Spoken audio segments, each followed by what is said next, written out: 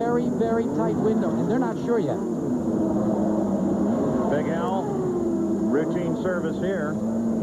Waiting for the fuel to flow in. A squirt of water to clear the fuel off the side, and he stalls. He stalls immediately. They bring the starter over the wall, hook it to the back of the car. Very costly for Al. Let's go to Jerry Punch. And they have refired the car. Big Al began to move away. The crew has not cleaned the right side radiator out, so they stopped to clean the radiator. When he stopped, that's when the car stalled, but they were able to refire it. It cost him an extra 12 seconds here in the pits. 29 total seconds in the pits, dropped him to 11th place. You know, mechanics have those starters just sitting right there waiting because this is a common problem. It happens a lot, Paul. It didn't take long to get the starter over the wall and then restarted, but it took long enough to be very costly to Big Al and change the complexion of this race.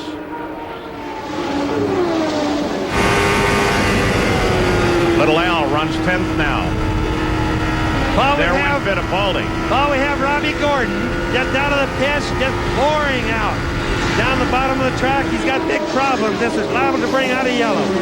Scott Brayton in and out. We got a glimpse just before he disappeared around the corner by the trees of Gordon with something misting at the back of the car. Brayton in 7th as he sits in the pits at this moment.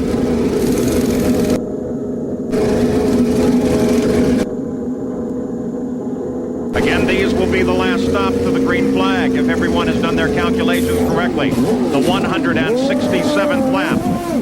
And here is Fittipaldi in the pits, the second place competitor.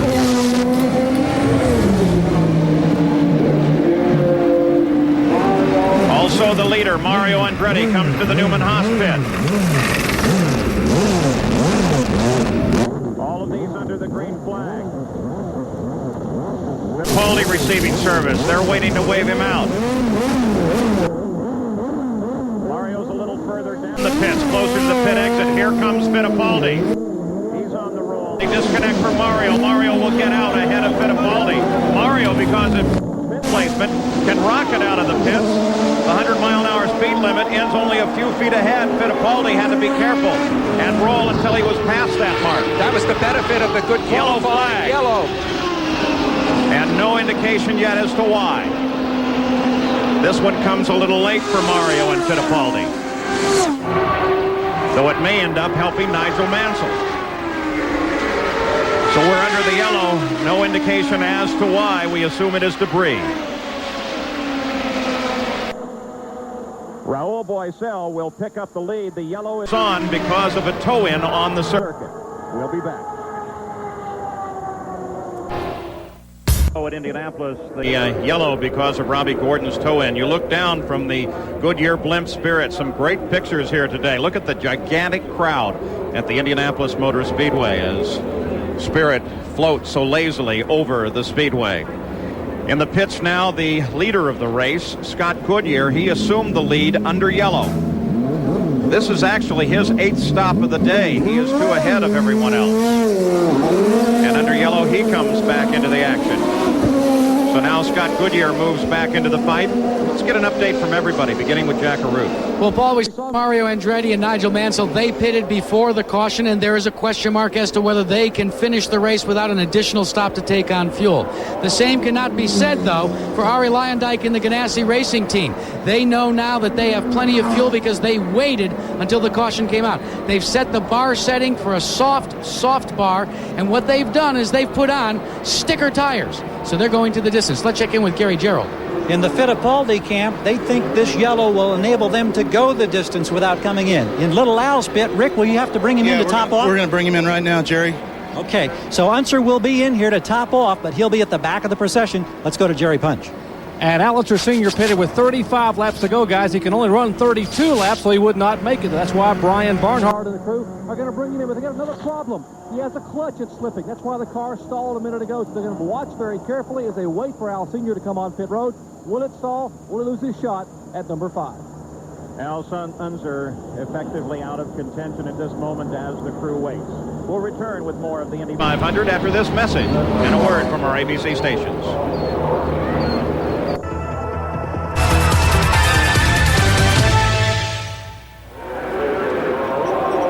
We're back live. The 77th running of the Indianapolis 500-mile race. 173 laps of the 200 to complete. We are still under yellow. During that yellow, almost everyone came in and made sure that their fuel tanks were totally full. The leader of the race is this man, Mario Andretti. Raul Boesel was in the top of the order, but then he was black flag, stop and go penalty under the yellow because he entered the pits while the pits were closed. So now we watch to see as the speed picks up. The Camaro pace car in front of this field, everyone closing in as tight as they can. Here will be the order. Andretti, Fittipaldi, Mansell, Brayton, Lyondike, John Andretti, and Scott Goodyear as the green flag waves already. Nigel Mansell sees it just ahead and threads his way through the middle of the... Look at how many cars are still running in this race this deep. I don't think we've seen this for years. Record running to finish was 27, and boy, take a look as they move through this field now. Mario sitting up high. Fittipaldi comes down to the inside, and they battle side by side. Fittipaldi and Mario, and Fittipaldi surges to the front. Mario back to second. Sam Mansell went right around the outside of his teammate Mario Andretti. Now Lyondike moves on Andretti as well. Lyondike drops in behind Fittipaldi, and is already trying on Memo. Obviously, Mario Andretti's had some sort of a problem. The lead changes very, very quickly as Fittipaldi comes to the front. Lyondike to second. Mario dropping back. Fittipaldi threading his way through traffic now. Remember, they've just been in the pit. Their tanks are full. The handling is different than when they were last out there, and it is working for Emerson Fittipaldi. The black and yellow car they were working around was Davy Jones. No more pit stops. This is a race to the end. Now here comes Fittipaldi. His lead and huge traffic to his advantage.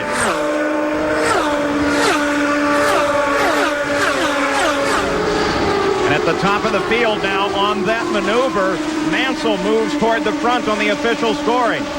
On board now with Mansell. Fittipaldi to second. Lyondike third. Mario fourth. And Scott Brayton fifth. A rookie leads the Indy 500 under green deep in the race. And he passed everybody on the outside, the inside. He didn't care where he caught them. He went by what made it look like easy. An incredible series of passes that puts the red number 5 at the front of the field. And he does it very quickly. Of course, the other cars in the lineup were a factor for everyone while they were moving low to battle between Fittipaldi and Lyondike. It was so high, Bobby. Yes, he certainly was. He's using all the track. But remember, hey, this is the last pit stop. This is going to the end. This guy's learned all day long. Now he's after it.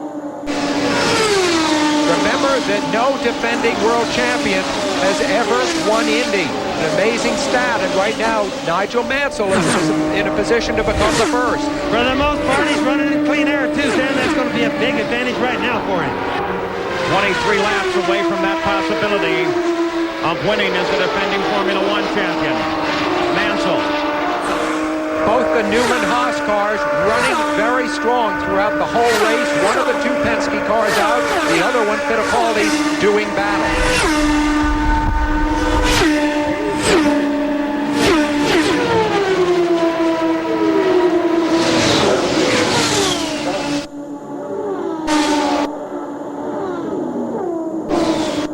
So you know what that sign means. It means you're down 2 seconds to Mario and 1 second ahead of the guy behind you. Ahead of him is Lyondike. Behind him, Boesel. Mario runs in fourth. The order is still Mansell, Fittipaldi, Lyondike, Andretti, Boesel, Goodyear, and Brayton.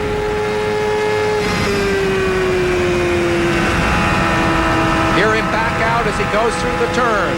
Back into the throttle for the short chute. Back out again. Carl Haas, the owner of Nigel Mansell's car, also Mario's car. He's already chewed both ends of that cigar up, Paul.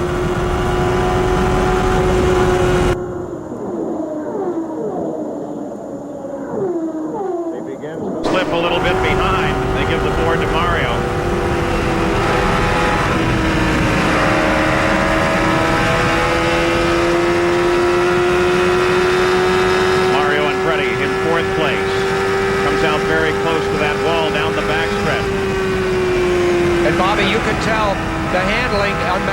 car is not what it once was because he's late in getting into the throttle coming off the turns. Well, Sam, I'm having a hard time figuring out right now whether it's the handling or whether he started off. I think when they had the restart of the race, he had an engine problem that wouldn't take off. But right now, I have to say he's got a little bit of a handling problem. Not going to be a cakewalk for Nigel, though. Right behind him is Fittipaldi. We can watch Nigel and Fittipaldi both come through here. The track is neutral. In other words, it's fast right now. And these guys are getting through here very good. We'll stay with you now. To remain 20 laps. They've just completed the 180th. 50 miles to go in the Indy 500. A clear-cut battle between a very experienced driver here, Fittipaldi, and a former winner, and a rookie of enormous talent. And here in the closing laps, too, you may get a glimpse of a slower car moving on one of the access roads. Another advantage to the change in design here at the track. Older days, that might have necessitated a yellow flag, bringing the field together again. Look for slower traffic as they come up to lap, the slower cars being a factor. Emerson Fittipaldi should have more experience, but Mansell has learned so fast he's playing it well. There's the interval leaderboard. You can see Lyondike is not that far back, nor is Mario or Raul. All of these cars run right together. The Indy 500 has been getting closer every year for the last few years. 6 of the tightest finishes. There's Lynn St. James. A great run. Very disappointing for her to go so deep into it. She finished it last year. Lynn St. James was that slower moving car. They give the board to Ari as Nigel Mansell continues to run out in front. Fittipaldi is second, Ari Lyondike third. And Paul, as gets we watch around Mario. As we watch Mario come to the number 2 turn over here, we hear him lift out the throttle really bad, which tells me he's got some bad handling problems. Probably the tires he put on at last just don't match the track right now. Yellow once again. The yellow light has winked on, apparently for Lynn St. James. She did stop in a precarious position just above the pit entrance, so they'll have to get her out of the way. Everyone will bunch up once again. What we thought was going to be a sprint to the finish will become even more serious. Teresa Fittipaldi, now Carl Haas.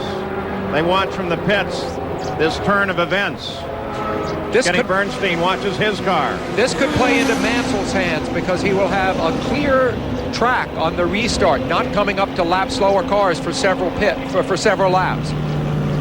So now they are slowed down once again, with Mansell leading Fittipaldi and Ari Lyondike. Now what has Mansell learned on how to come back to green from these yellow flags? Momentum is absolutely critical at that point. Where you pick up the throttle and whether or not you can surprise the person behind you.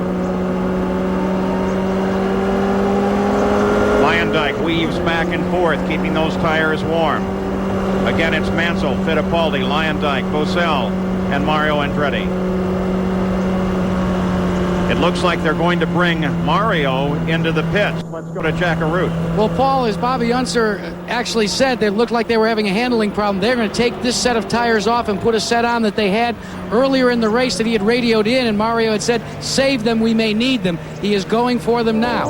Nigel Mansell, on the other hand, has been told to stay out and wait for the green flag. But it's a smart move on the part of Newman Haas because Mario's got nothing to lose by getting these tires off. He's been fading quickly.